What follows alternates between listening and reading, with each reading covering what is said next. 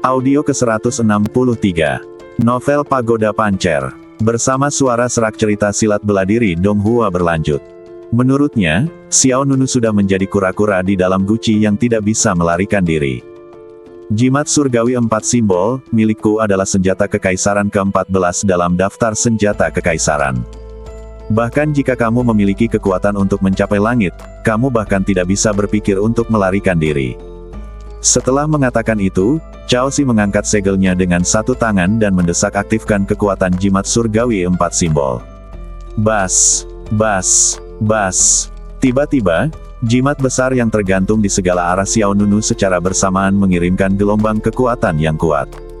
Mantra yang terlihat seperti bendera mengeluarkan aura yang menakutkan. Di tanah sekitar Xiao Nunu, 4 karakter menarik, angin, api, guntur, dan air, muncul satu demi satu. Segera setelah itu, di atas kehampaan, angin dan awan berubah warna, dan 4 kekuatan dengan atribut berbeda dengan cepat berkumpul, dan kemudian berubah menjadi tangan raksasa yang sangat besar. Tangan raksasa ini terlihat seperti tangan dewa atau iblis yang turun dari kehampaan yang luas. Ini berisi kekuatan 4 atribut berbeda. Saat jatuh, tangan raksasa itu berubah warna secara acak. Suatu saat sama panasnya dengan api. Suatu saat sama cepatnya dengan angin. Suatu saat sama luasnya dengan air. Suatu saat sama dahsyatnya dengan guntur. Bahkan gumpalan jejak telapak tangan pun memancarkan aura yang menakutkan dan merusiak. Murid Xiao Nunu berkontraksi. Tekanan seperti itu membuatnya sesak napas. Jika dia berada di luar, Xiao Nunu tidak akan terlalu takut pada Cao Xi. Namun, di kota batu ini, kekuatannya sendiri ditekan terlalu banyak, dan Cao Xi memiliki banyak harta di badannya. Dalam hal ini, situasi yang dihadapi Xiao Nunu sangatlah sulit. Duar, aliran udara yang agung melanda, kekuatan besar menghantam, dan tangan raksasa para dewa dan iblis menekan atap. Tepat ketika Xiao Nunu bersiap untuk kemungkinan terburuk, pada saat kritis, tiba-tiba, duar, dengan suara keras, tangan besar para dewa dan iblis yang berisi kekuatan 4 gambar tiba-tiba meledak. Apa ini? Cao Xi mengerutkan kening. Xiao Nunu juga kaget. Saya melihat kekuatan kacau dari 4 fenomena menyebar seperti awan. Kemudian, energi merah melonjak, energi iblis dingin melonjak, dan di bawah angin dingin, bayangan iblis tak tertandingi tiba-tiba muncul. Situasi pertempuran. Hati Xiao Nunu berbinar. Orang yang datang tidak lain adalah iblis kuno, Nan Lian. Melihat wanita yang tak tertandingi dan tak tertandingi di depannya, mata menjadi dingin. Siapa kamu? Beraninya kamu masuk ke kota Bahtiuku? Wajah Nan Lian tanpa ekspresi, dan nadanya acuh tak acuh. Kamu tidak punya hak untuk menyentuhnya. Yah. Mata Cao Xi tajam. Hah, kamu pikir kamu ini siapa? Kamu berani bicara seperti ini padaku? Setelah itu, Cao Xi mengaktifkan 4 simbol. Bas. Mantra besar yang tergantung ke segala arah bersinar terang. Kekuatan ke-4 gajah berkumpul menuju Cao Xi. 4 simbol jimat surgawi, hancurkan kejahatan. Cao Xi mengangkat satu tangan dengan jari-jarinya setinggi alis. Detik berikutnya, momentum yang melonjak meletus dari badannya, dan kemudian, aliran cahaya mengalir ke depan seperti hujan anak panah yang tak ada habisnya. Wosh, wosh, wosh. Warna hujan panah pesawat ulang-alik berbeda, dan atribut serta kekuatan yang dikandungnya juga berbeda. Tapi mereka bergerak sangat cepat dan tiba di depan Nan Lian dan Xiao Nunu dalam sekejap. Hati-hati, Xiao Nunu memperingatkan dengan suara rendah. Nan Lian tampak tenang, dialah yang harus berhati-hati. Hoa, saat kata-kata itu jatuh, Nan Lian bergerak maju. Pesawat ulang-alik ringan menghantam bagian luar badannya, menghancurkan semua kekecewaannya. Dalam sekejap, dia berdiri di depan Cao Xi. Wajah Cao Xi berubah drastis. Bagaimana bisa? Apakah si Zhongzheng tidak memiliki pengaruh sama sekali padanya? Mungkinkah pihak lain adalah Kaisar Kehidupan Abadi? Sebelum Cao Xi sempat bereaksi, Nan Lian mendaratkan telapak tangannya ke lawan. Bang! Kekuatan telapak tangannya melonjak seperti gelombang. Cao Xi mendongak dan memuentehkan darah, dan seluruh badannya terbang keluar. Saat terbang, baju besi hitam emas muncul di sosok Cao Xi. Tidak sulit untuk melihat bahwa ini adalah baju besi kekaisaran yang langka dan bermutu tinggi. Xiao Nunu, yang berada di belakang Nan Lian, diam-diam menggelengkan kepalanya. Dia memang salah satu dari 10 penyuling senjata terkuat di Tanah Suci Gudang Abadi, dan dia memiliki banyak harta di badannya. Untuk master biasa yang telah memasuki alam kaisar, telapak tangan Nan Lian barusan akan melhuhainya dengan serius bahkan jika dia tidak mati. Cao Si ini sebenarnya bisa berdiri. Namun, Cao Si masih berpikir untuk terus mengaktifkan jimat surgawi 4 simbol, tetapi di detik berikutnya, Nan Lian melepaskan kekuatan iblis yang mengerikan. Gelombang berdarah muncul di luar badannya, dan aliran udara di sekitar badannya seperti sutra. Kemudian, mata coklat Nan Lian bersinar merah. Duar. Dengan Nan Lian sebagai pusatnya, langit dan bumi tampak mekar satu demi satu dalam lingkaran air terjun berdarah. Air terjun berwarna darah melonjak melintasi langit dan menyapu segala arah. Cao Si, yang baru saja berdiri teguh dan sebelum dia dapat terus mengaktifkan jimat surgawi 4 simbol, terlempar lagi oleh air terjun berdarah. Bang! Pukulan ini membuat luka Cao Si semakin serius. Meskipun baju besi kekaisaran melindungi badannya, darah masih muncrat dari mulutnya. Pada saat yang sama, jimat besar yang melayang juga menjadi kacau, dan kemudian dengan ledakan, semua jimat besar di sekitar mereka mundur. Bas! 4 simbol jimat surgawi juga berubah kembali ke bentuk aslinya. Melihat pemandangan di depannya, Xiao Nunu tidak bisa menahan tawa. Apakah ini rasa aman yang dibawa oleh iblis abadi? Cao Si segera bangkit dari tanah dan mengangkat tangannya untuk mengingat jimat 4 simbol. Kembalilah. Namun, sebelum jimat 4 simbol kembali ke tangan Cao Si, jimat itu dicegat oleh Nan Lian. Fiuh! Nan Lianyu mengangkat tangannya dan dengan kuat menggenggam jimat 4 simbol di tangannya. Bas-bas. Jimat surga 4 simbol mengirimkan gejolak energi spiritual yang dahsyat. Cao Si kaget dan marah. Kembalikan padaku. Oke, aku akan menukarnya dengan nyawemu. Kalimat ini langsung membuat takut Cao Si. Matanya tajam dan dia memiliki senyum licik di wajahnya. Jangan berpuas diri, kamu tidak bisa melarikan diri dari kota di batu ini. Setelah mengatakan itu, Cao Si berpikir dan segera menghilang. Ekspresi Xiao Nunu berubah, dan dia buru-buru melangkah maju untuk menghentikannya, tapi, kota di batu, memiliki ide yang sama dengan ide Cao Si. Pihak lain hanya membutuhkan satu pemikiran untuk masuk dan keluar dengan bebas. Sua, cahaya putih menyala, dan Cao Si tersandung keluar dari kota batu. Ini adalah gunung tandus ratusan mil di luar kota Tiangong. Ketika Cao Si membawa Xiao Nunu ke kota batu, dia mengendalikannya untuk meninggialkan kota Tiangong. Namun, Cao Si tidak pernah menyangka bahwa Nan Lian akan muncul di tengah-tengah rencana awalnya yang sangat mudah. Wow, tenggorokan Cao Si terasa asin dan dia mengeluarkan seteguk darah lama lagi. Ini adalah pertama kalinya dia terluka parah dan melarikan diri di kota di batu miliknya. Wanita kutu kupret, aku akan membuat kalian berdua hancur berkeping-keping. Dia mengucapkan kata-kata kasar sambil melihat batu yang tergantung di udara. Kamu tidak bisa melarikan diri, saat aku membawamu kembali ke rumah pedang Sen Yao, aku akan melihat apakah kamu masih memiliki kemampuan untuk bertahan hidup. Namun detik berikutnya, bagian dalam batu mengeluarkan cahaya terang, dan pola menara di atasnya juga berkedip satu demi satu. Bagaimana bisa semudah itu untuk keluar dari kota dalam batu? Cao Si mengatakan ini, tapi masih ada beberapa gumaman di dalam hatinya. Bagaimanapun juga, kekuatan wanita itu begitu menakutkan bahkan, 4 simbol pun diambil. Setelah sedikit ragu, Cao Si mengeluarkan botol anggur giok putih tadi. Poci anggur giok putih, ini juga merupakan senjata ajaib terbaik. Baru saja, Cao Si menggunakan benda ini tidak hanya untuk mengambil pisau terbang 1000 binatang, milik Xiao Nunu, tetapi juga untuk menyerap 3 badai api yang meletus oleh Fan Futian. Ambillah. Cao Si segera memasukkan batu di depannya ke dalam pot anggur giok putih.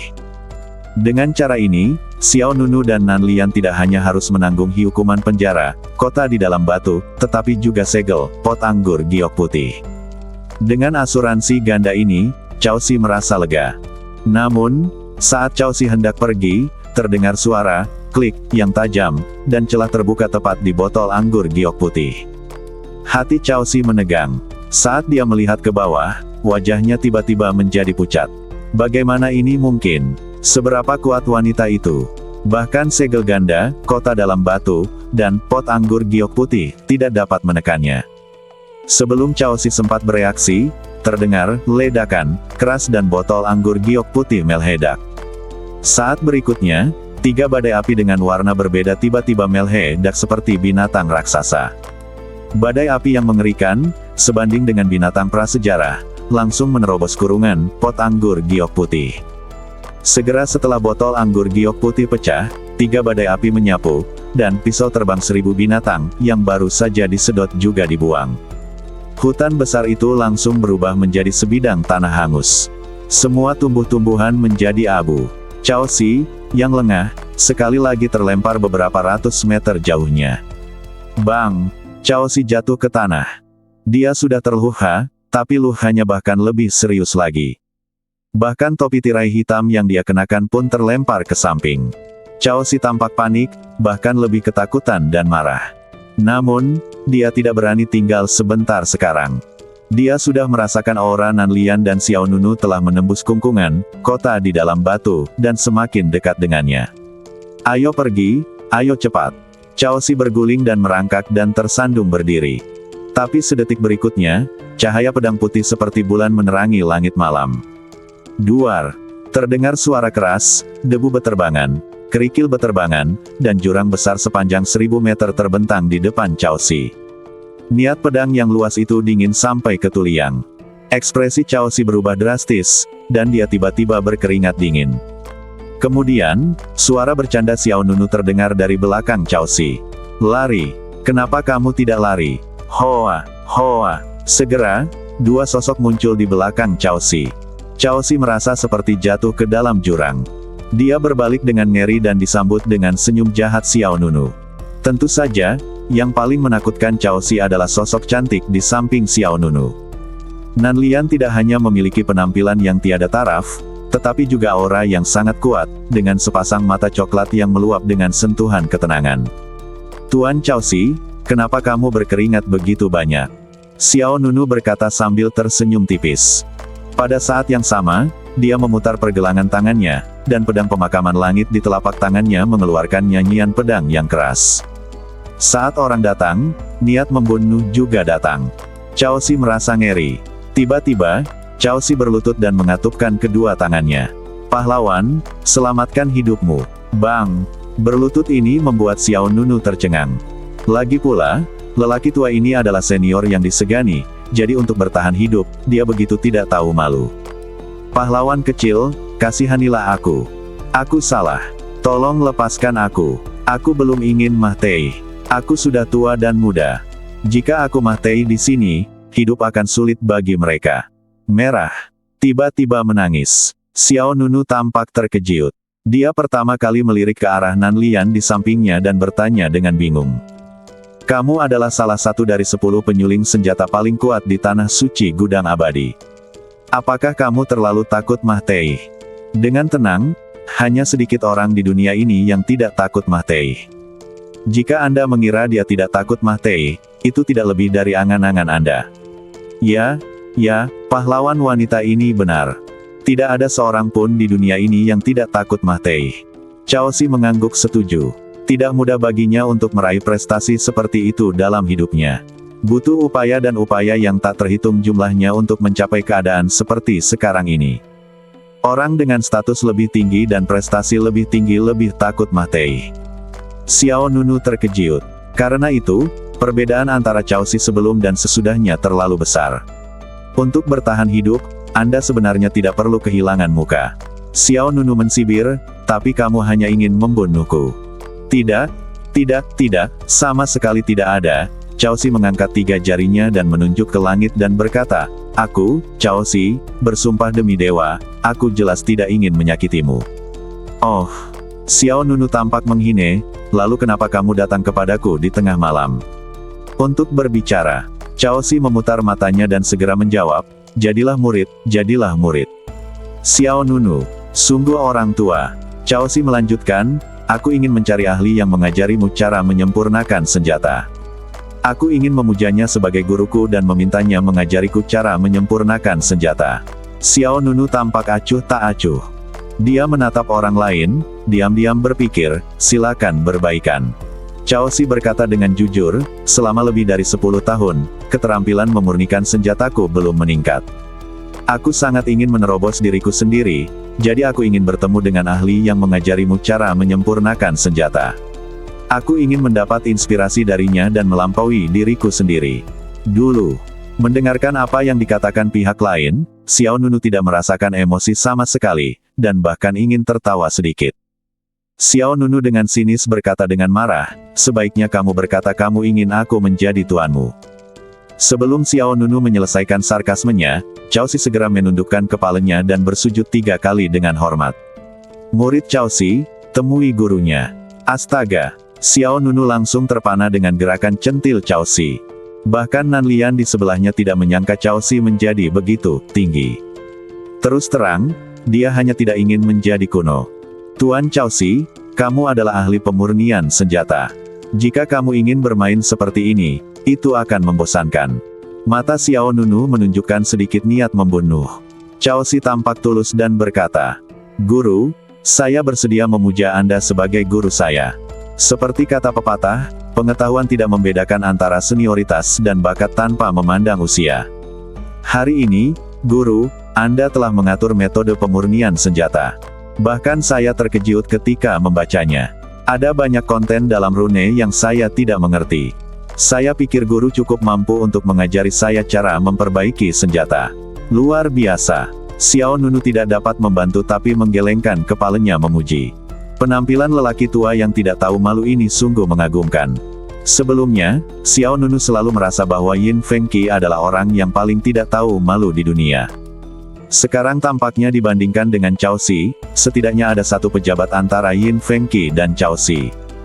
Xiao Nunu benar-benar ingin mengingatkan pihak lain dengan sungguh-sungguh bahwa Anda adalah salah satu ahli pemurnian senjata paling kuat di tanah suci gudang abadi. Bagaimana kamu bisa begitu tidak tahu malu? Aku bukan kutu kupret yang memalukan sepertimu. Xiao Nunu hendak mengakhiri pesta lain dan mengakhiri pembicaraan. Pelan-pelan, Cao Si mengangkat tangannya seolah menyerah, Tuan, tunggu sebentar, tolong dengarkan aku. Xiao Nunu mengabaikannya, dan menggambar bulan putih dengan pedang pemakaman langit di tangannya. Pedang menunjuk langsung ke tenggorokan Cao Si. Tepat ketika Cao Si hendak memisahkan kepalanya, pihak lain berteriak, saya bersedia menjadi agen internal rumah pedang Sen Yao. Kiang, ujung pedang pemakaman langit tiba-tiba berhenti di leher Cao Si, dan kulit pihak lain terpotong. Segumpal darah keluar. Wajah Cao Si berwarna tanah, matanya melebar, dan sambil menekan rasa takut akan kematian. Dia berkata dengan tulus, Tuan, saya tahu bahwa Anda memiliki banyak keluhan dengan rumah pedang Sen Yao. Percayalah, petinggi pedang Sen Yao Mansion adalah orang-orang kecil itu, mereka pasti akan melakukannya jika Anda ingin membalas secara diam-diam terhadap Desolate Alliance. Saya bersedia bertindak sebagai mata-mata master di Sen Yao Sword Mansion. Segera setelah Sen Yao Sword Mansion merugikan Desolate Alliance dan Master, saya akan segera memberi tahu Anda. Satu hal yang ingin dikatakan, di belakang Cao Si. Kata-kata ini membuat Xiao Nunu ragu. Memang, hubungan antara dirinya dan istana pedang Sen Yao telah terjalin. Superposisi kebencian lama dan baru telah lama mencapai titik di mana api dan air tidak sejalan. Rumah pedang Sen Yao saat ini mewaspadai campur tangan dari Akademi Suci Abadi Fana dan belum mengambil tindakan terhadap aliansi Desolate untuk saat ini. Xiao Nunu menatap Cao Si dengan dingin, kenapa aku harus percaya padamu? Kamu juga anggota dari rumah pedang Sen Yao, bagaimana kamu bisa curang dan curang? Cao Si menjawab, aku adalah penyembah yang diundang oleh Sen Yao Sword Mansion. Yang lebih tua bukanlah anggota Jianfu sendiri.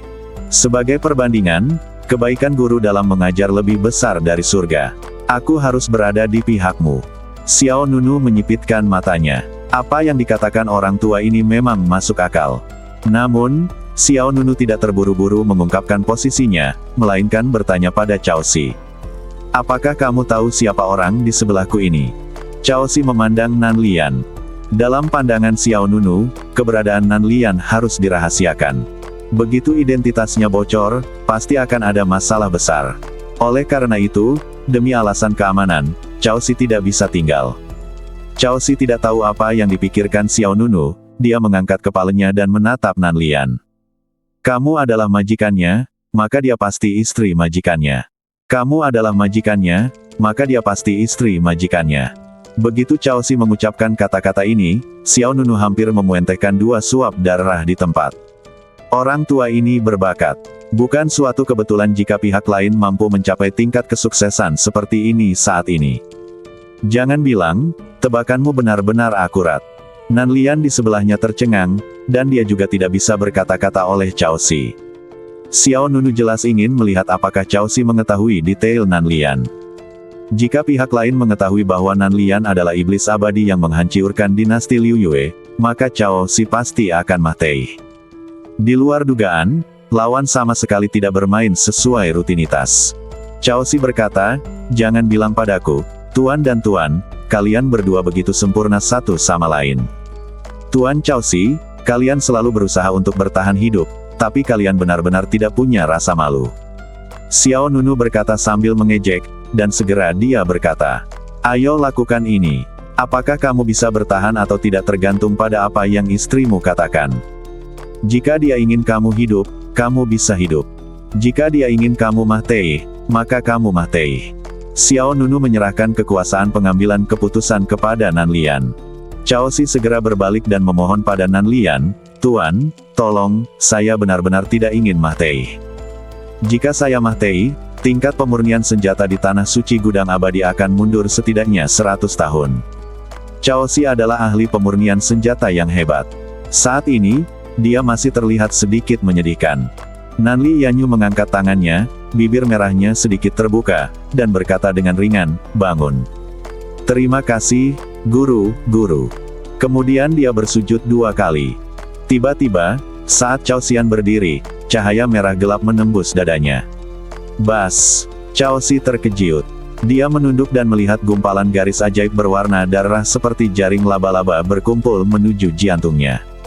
Cao Si tiba-tiba merasa hatinya seperti dikencangkan oleh sesuatu. Bahkan jika dia bernapas dengan keras, akan ada rasa sakit yang merobek.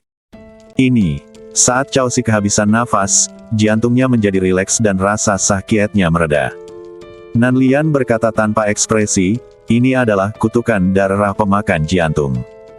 Hanya dengan, kamu akan dibunuh oleh kutukan pemakan jantung iblis. Wajah Cao Si menjadi pucat. Dia merasa ngeri. Tuan, tolong selamatkan hidupmu. Jangan panik, Nan Lian berkata dengan ringan, jika kamu ingin selamat, patuhi saja. Cao Si mengangguk berulang kali, saya patuh, saya pasti akan patuh, tolong kuasai. Sayang, Tuan, tolong selamatkan hidupmu. Oke, berhentilah berakting. Nada suara Xiao Nunu menunjukkan sedikit rasa dingin, dan dia berkata kepada Cao Si. Aku tidak bisa menjadi tuanmu, dan kamu tidak bisa menjadi muridku. Kamu hanya perlu melakukan apa yang kamu lakukan.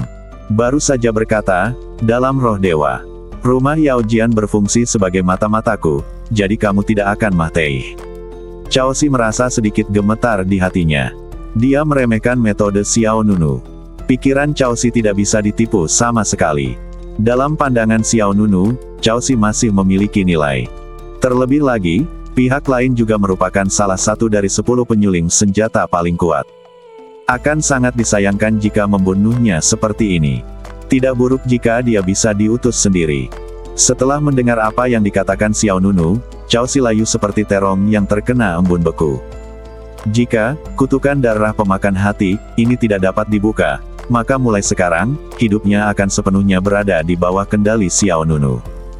Jika dia mengetahui hal ini, Cao Si tidak akan membawa nasib buruk pada Xiao Nunu apapun yang terjadi. Tapi sekali lagi, setidaknya nyawanya terselamatkan untuk sementara. Mengapa kamu berdiri di sana dengan linglung? Kembalilah.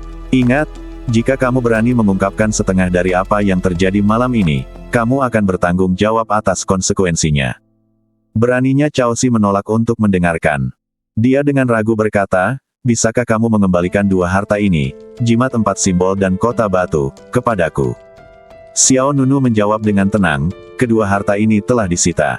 Jangan pernah lihat mereka lagi di depanku. Sebutkan ini. Mata Cao Si berkedut. Ada kebencian di hatinya.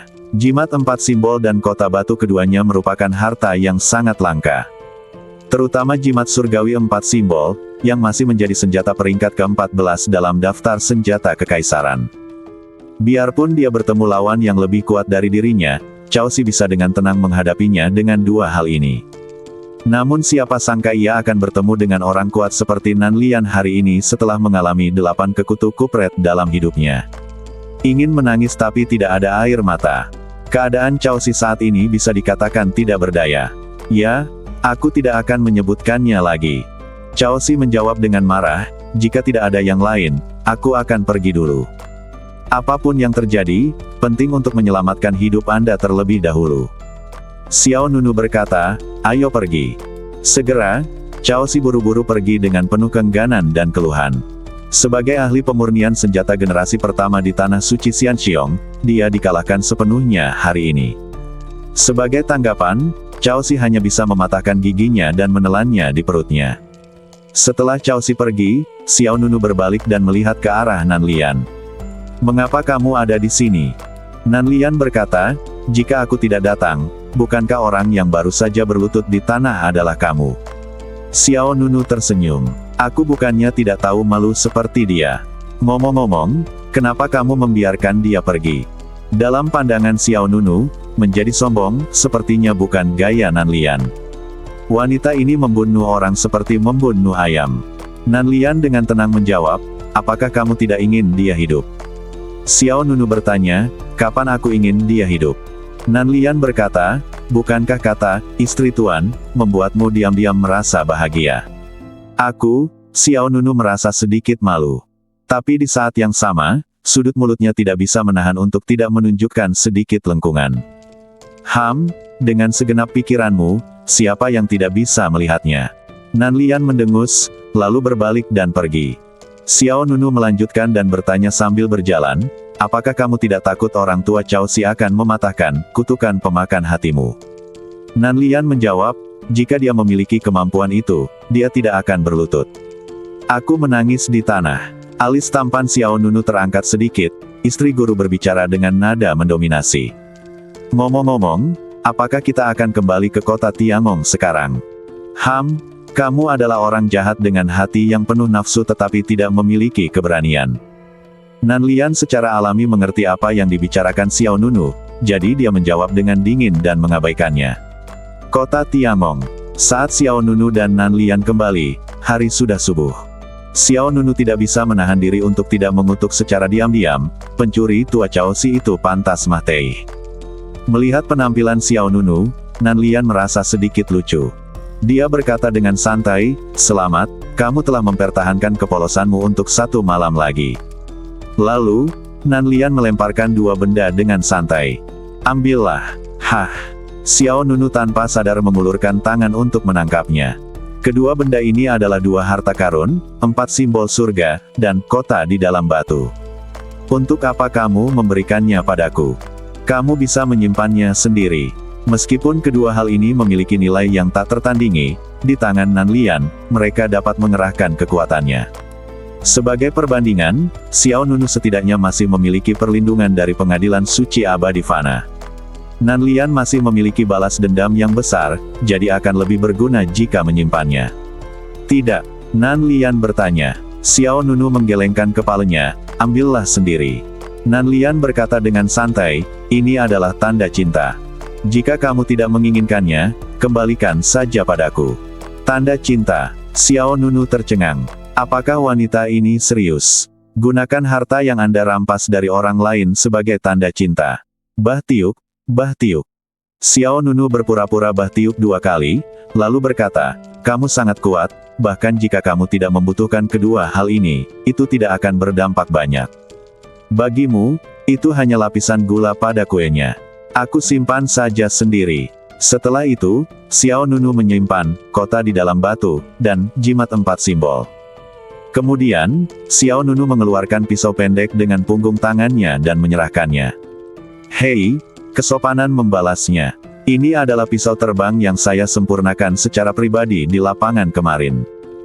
Meskipun tidak sebagus dua tanda cinta yang Anda berikan kepada saya, bagaimanapun juga, itu juga merupakan rune yang saya ukir sendiri di dalamnya. Itu bisa dianggap sebagai tanda kurang sopan daripada lebih banyak kasih sayang. Benda yang ada di tangan Xiao Nunu adalah pisau terbang 1000 binatang. Setelah botol anggur giok putih, Cao Si meledak, Xiao Nunu mengikuti Nan Lian untuk melarikan diri dan mengambilnya kembali pada saat yang bersamaan. Tidak peduli apa, itu juga merupakan senjata kekaisaran berkualitas tinggi. Saya masih bisa melakukannya dengan sedikit usaha. Nan Lian tidak berniat mengambilnya. Dia memandang Xiao Nunu. Apakah kamu tidak khawatir? Xiao Nunu bingung. Apa yang kamu khawatirkan? Yah, bagaimana aku harus mengatakannya?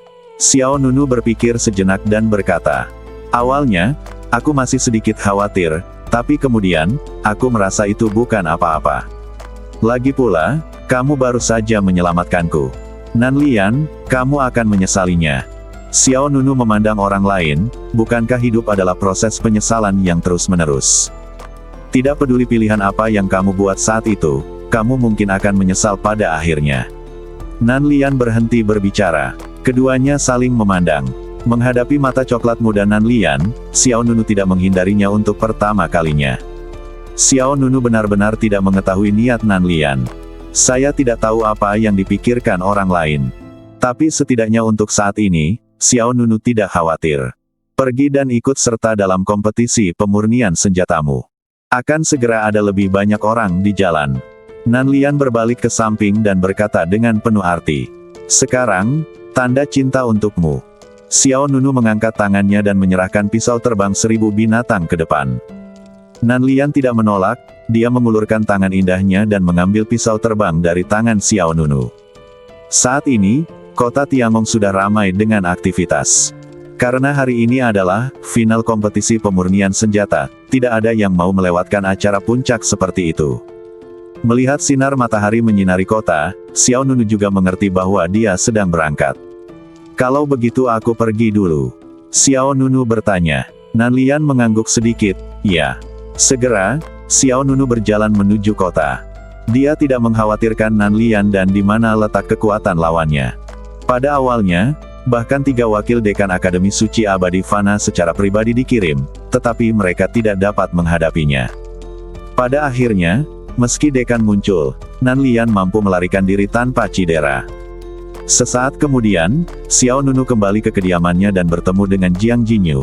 Pejabat itu kembali, Ying Jinhuan dan yang lainnya terlebih dahulu. Tidak ada yang tahu bahwa Xiao Nunu tidak ada di kota Tiangong tadi malam. Dengan metode Cao Si, tidak sulit untuk membawa seseorang pergi secara diam-diam. Tentu saja, Xiao Nunu tidak berinisiatif untuk menceritakan masalah ini.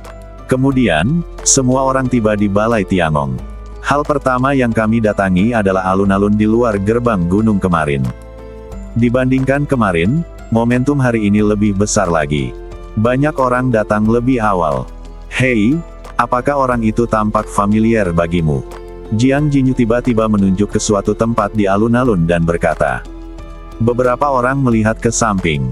Saya melihat sesosok badan malang bersandar pada pilar batu. Melihat pedang besar yang dibawa di belakang pihak lain, dia tahu tanpa berpikir bahwa pihak lain adalah Yin Fengqi yang telah menghilang selama sehari. Semuanya, apakah kamu merindukanku?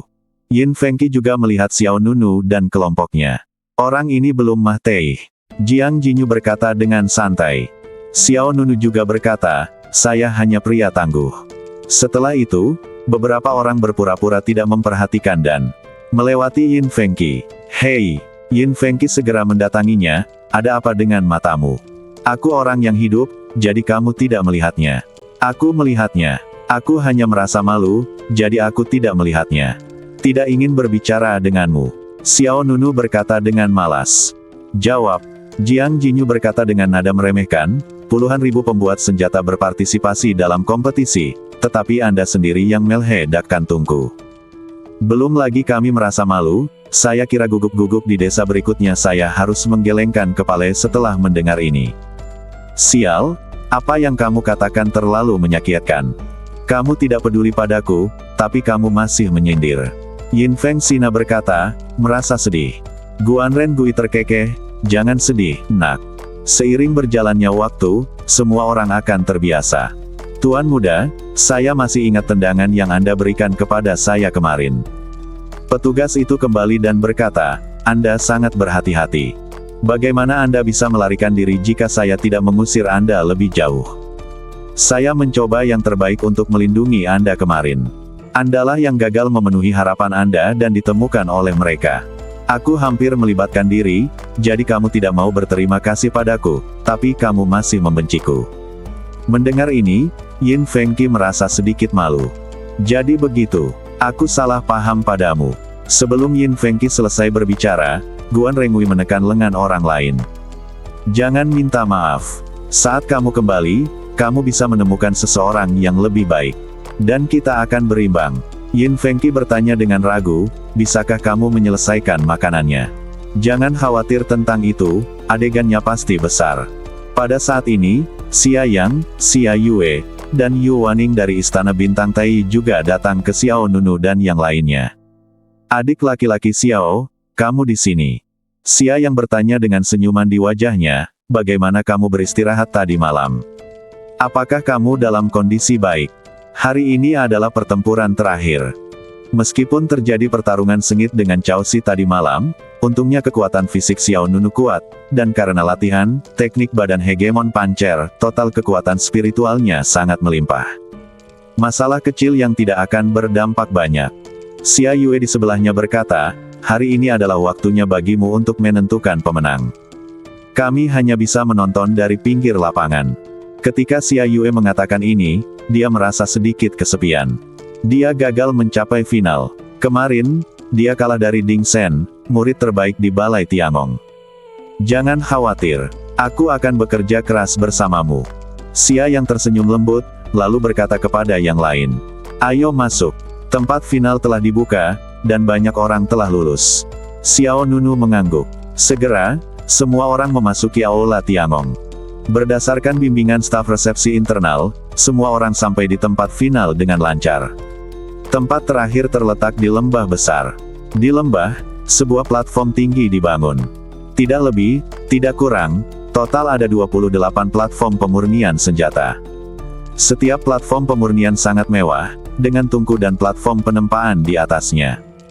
28 platform pemurnian ini sesuai dengan 28 master pemurnian yang maju ke final. Ada banyak stand di sekitar lembah. Meski kompetisi belum dimulai, namun stand sudah dipenuhi orang. Selain beberapa stand biasa, beberapa venue yang dekat dengan lapangan pemurnian senjata juga terdapat deretan kursi VIP.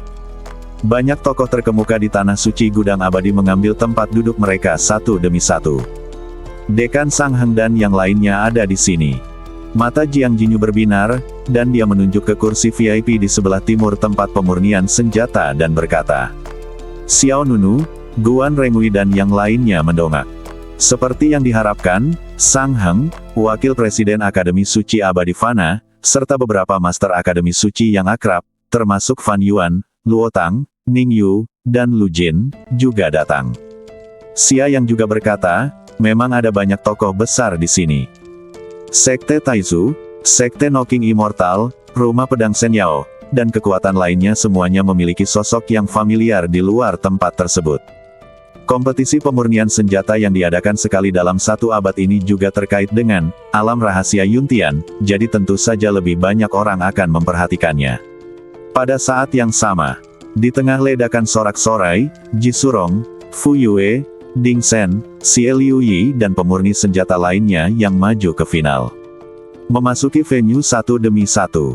Arena pertarungan terakhir kompetisi pemurni senjata sangat besar dan ramai. Saat sosok Anggun dan Agung itu melangkah ke lembah satu demi satu, penonton di sekitar tribun menjadi heboh. Ayo, ayo, mereka semua ada di sini. Momen yang menyenangkan, aku tidak tidur tadi malam, hanya menunggu hari ini. Aku ingin tahu siapa yang akan tertawa terakhir. Pemenangnya. Favoritnya adalah Fu Yue dari Knocking Immortal Sect dan Ding Sen dari Istana Tiangong, tapi Xiao Nunu dari kemarin tidak diragukan lagi yang terbaik dalam permainan ini. Ya, Xiao Nunu dari Akademi Suci Fanxian, saya menantikannya kinerja paling banyak. Saya juga menantikannya. Sejujurnya, saya tidak pernah bermimpi kemarin bahwa semua murid Master Jia Xiu dan Master Cao Xi akan tersingkir. Satu demi satu, sosok memasuki area kompetisi. Mereka seperti bintang di langit, bersinar terang.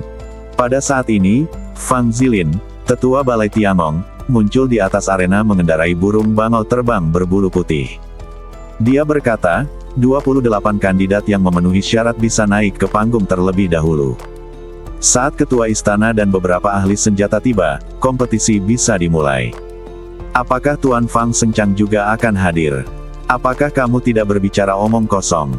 Balai Tiangong juga merupakan tuan rumah kompetisi pemurnian senjata.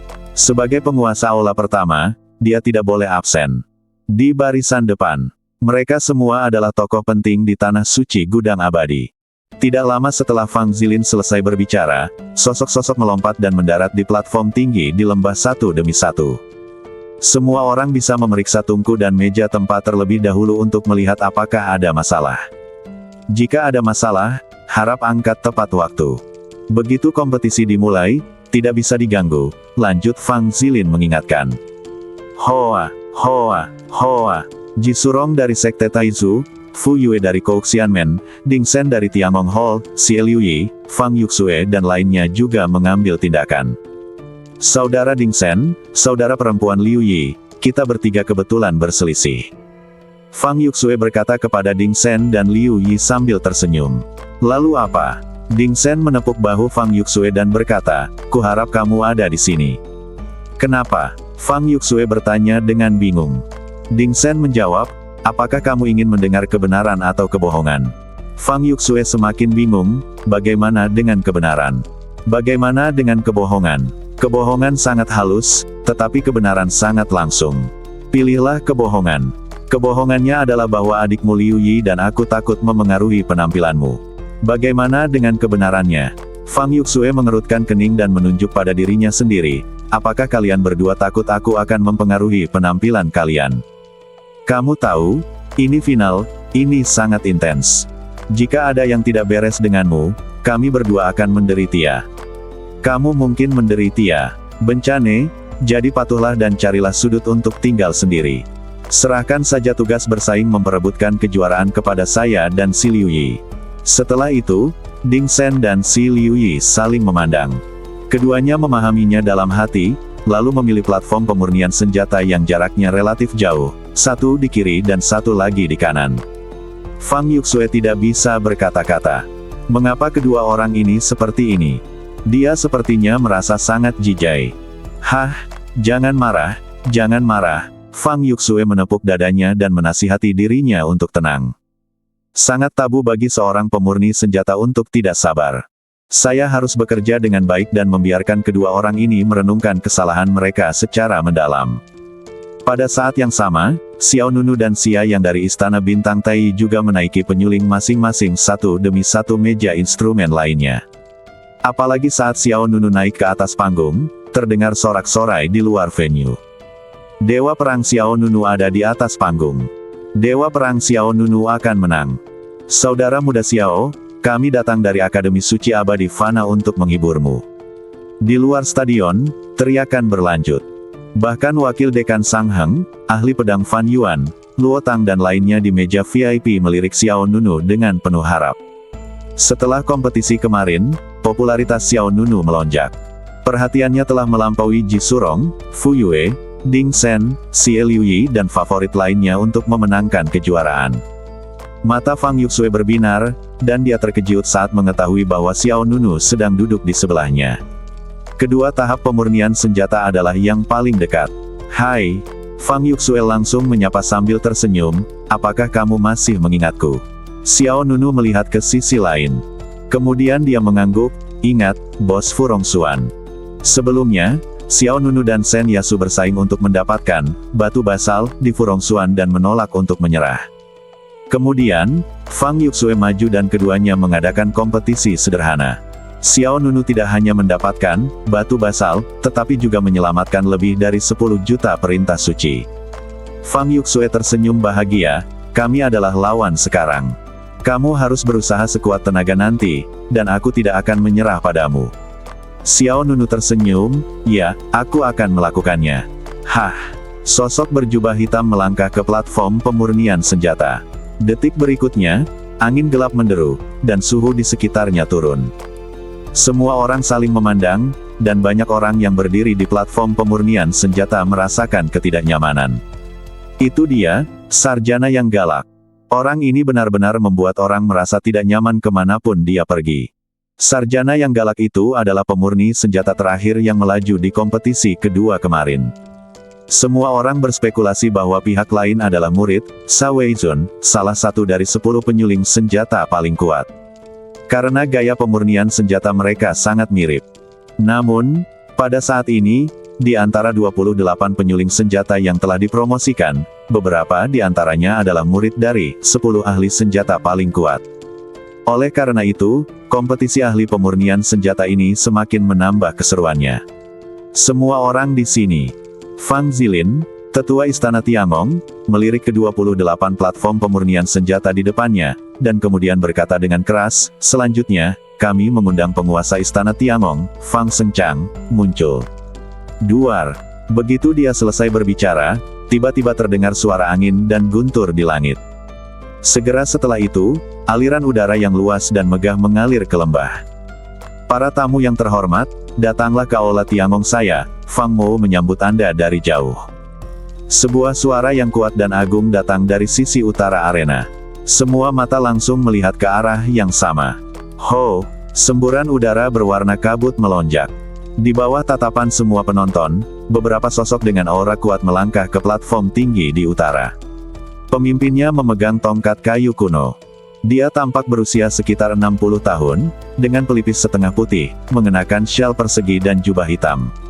Orang ini tidak lain adalah penguasa Balai Tiangong, Fang Sengchang. Di kedua sisi Fang Sengchang, ada dua sosok yang menarik perhatian. Satu orang seumuran dengan Fang Sengchang. Orang lainnya adalah seorang pria parubaya. Kedua orang ini adalah Wei Donghou dan Zhao Jun yang terkenal. Seperti yang kita ketahui bersama, ada 10 penyuling senjata terkuat di Tanah Suci Gudang Abadi, dan Balai Tiangong ini memiliki 3. Wei Donghou dan Zhao Jun juga merupakan pejabat tinggi, dan status mereka di Balai Tiangong adalah yang kedua setelah ketua Balai Fang Sengchang. Karena itu, Balai Tiangong adalah sekte pemurnian senjata nomor 1 yang tak tertandingi di Tanah Suci Gudang Abadi.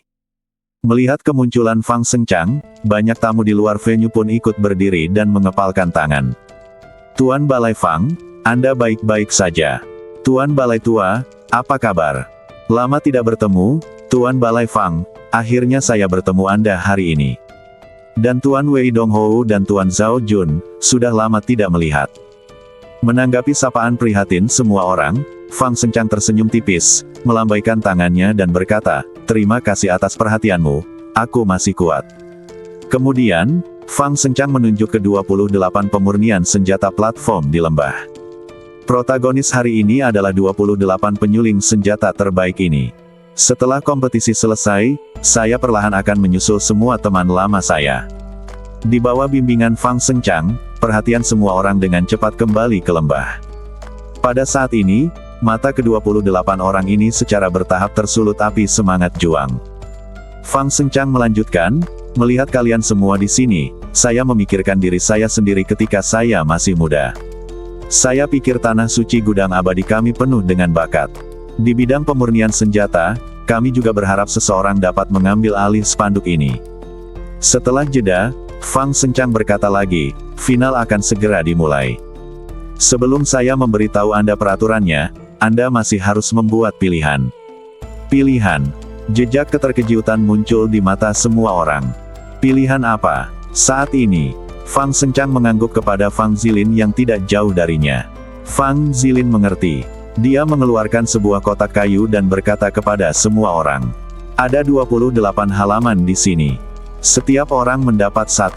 Setelah Anda mendapatkannya, itu tidak dapat diubah. Detik berikutnya, angin kencang tiba-tiba bertiup. Hoa, hoa, hoa. Segera setelah itu, halaman-halaman yang bersinar dengan cahaya keemasan terbang keluar dari kotak kayu satu demi satu. Di setiap halaman kertas, ada cahaya terang dari rune yang bergoyang. Mereka seperti dewi yang menyebarkan bunga, terbang di langit di atas 28 platform pemurnian. Semua orang mencoba membaca isinya dengan jelas, tetapi selain tanda emas yang mengalir, tidak ada informasi berguna yang terlihat sama sekali. Satu per orang, jangan ambil lebih banyak. Setiap orang mengikuti apa yang dikatakan orang lain dan masing-masing menerima halaman emas. Xiao Nunu juga memegang selembar kertas di tangannya. Bas, wow. Segera setelah itu, tanda pada halaman di tangan semua orang mulai berkumpul menuju tengah, dan kemudian berubah menjadi kata-kata yang jelas dengan kecepatan yang terlihat dengan mata telanjang. Muncul. Seorang pemurni senjata berkata, apa yang tertulis di kertas itu adalah pedang. Pedang. Milikku adalah tombak. Tunggu, milikku adalah palu. Senjata tersembunyi. Punyaku adalah senjata ajaib tambahan. Jelas sekali, konten di halaman itu berbeda untuk setiap orang. Fang Zilin berkata lagi, isi di halaman itu adalah soal ujianmu.